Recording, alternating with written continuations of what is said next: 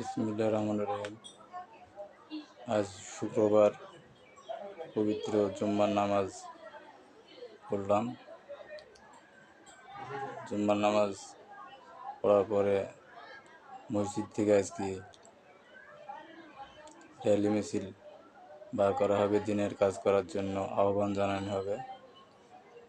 প্রত্যেকটা মসজিদ থেকে যদি এভাবে লোকজন সচেতন হয়, সবাই যদি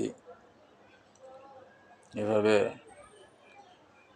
এগিয়ে আসে, সাধারণ মুসল্লি যারা আছে তারা সবাই মিলে যদি একসাথে রাস্তায় নামে আল্লাহর জন্যে, আল্লাহর রাস্তা দিন কায়েমের জন্য যদি জিহাদ করে, তাহলে একদিন আমরা সফল হব সবাই ইনশাল্লাহ।